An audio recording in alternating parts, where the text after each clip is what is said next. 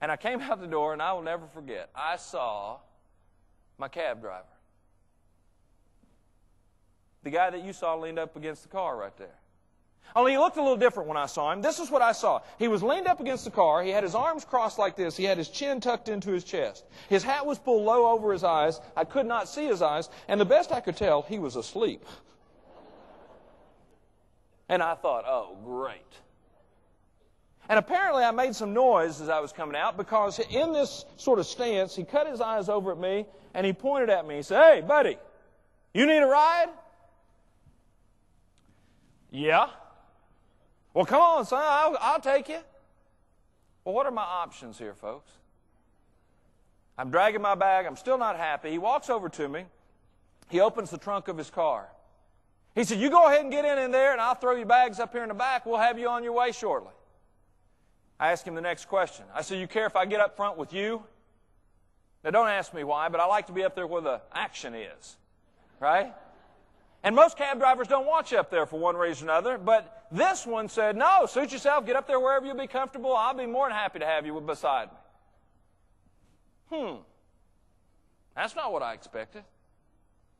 So anyway, I went in, I got on the passenger side, I closed the door, I'm sitting there, still not happy. He puts my bags in the back of the car. I hear the trunk slam. I see him walk around. He gets in the driver's seat. He closes the door behind him. He reaches and he starts the ignition. But before he puts that car in gear, he turns his full attention to me.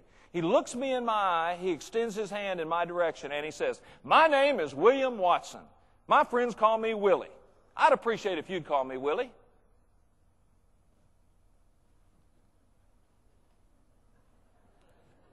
The best I can recall, I was never formally introduced to a cab driver before. And I did not mean to be rude. I swear I didn't. But I didn't know what he wanted to do with his arm there. Then it hit me. He wants to shake hands. And so I took his hand. I looked at him and I said, well, my name's Phillip Van Hooser. My friends call me Phil. He pumped my head and he said, boy, it's good to meet you, Phil. I went, what? He turned loose of my hand. He immediately reaches over to the radio. Now, not the radio that plays the top 40 stuff, the radio that for 40 miles. And he turned it off. Then he pointed at it. He said, that thing is for getting customers. It's not for worrying my customers. I hope you don't mind, do you, Phil? No. Let's stop for just a second.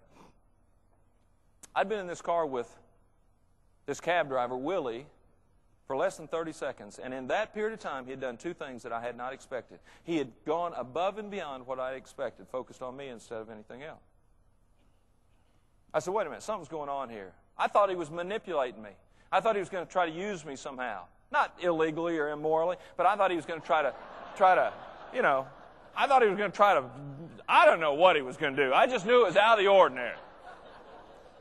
So I'm a little suspicious, and I think to myself, I need to keep him talking. So I threw out a question. Now, all of us have these questions. Questions where, frankly, we ask the question, but we really don't care what the answer is. We just ask the question for our benefit, not for the benefit of the person who we're engaging in conversation.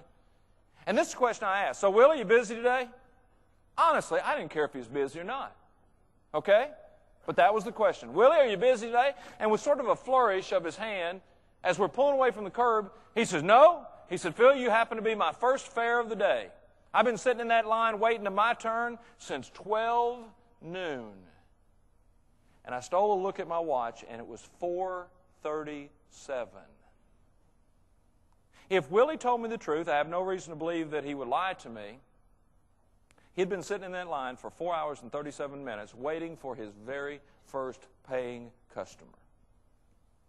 Now, is it possible that he could have worked up a negative attitude in that period of time? Yes or no?